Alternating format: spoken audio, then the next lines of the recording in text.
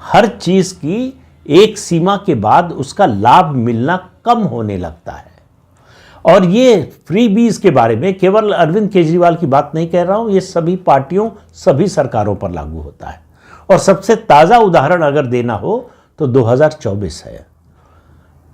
81 करोड़ लोगों को मोदी सरकार मुफ्त राशन दे रही थी। उसके अलावा जो योजनाएं, शौचालय, मुफ्त गैस कनेक्शन, प्रधानमंत्री आवास, ये सब कुछ मिलने के बावजूद बीजेपी की सीटें घट गई। तो ऐसा तो है नहीं कि लाभार्थी कम हो गए।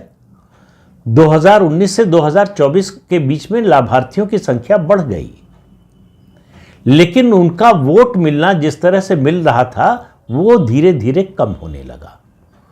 और आप कह सकते हैं लोकसभा चुनाव की बात कर रहे हैं तो विधानसभा से तुलना कर लेते हैं।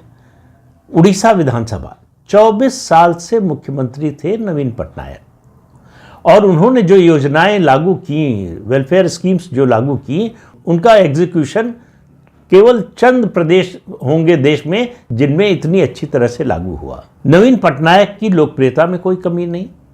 उन पर 24 साल मुख्यमंत्री रहने के बावजूद, उससे पहले जो है वो 1-1.5 साल करीब जो है केंद्र में मंत्री रह चुके, भ्रष्टाचार का कोई आरोप नहीं लगाया, उनके विरोधियों ने भी नहीं लगाया।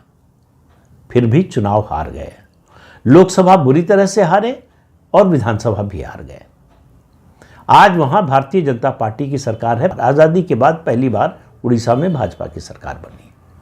तो मैं पूर्वांचली वोटर्स की बात कर रहा था। अरविंद केजरीवाल का ये जो कोर वोट था, उसके साथ अरविंद केजरीवाल ने कितनी निर्दयता से, कितनी बेरहमी का व्यवहार किया, उसका उदाहरण था कोरोना का काल।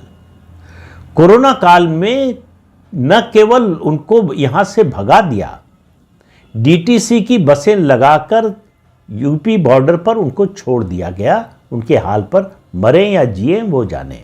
दिल्ली की मुसीबत न बने, अरविंद केजरीवाल को कुछ न करना पड़े। जो लोग बच गए वो ऑक्सीजन के लिए दर दर भटकते रहे।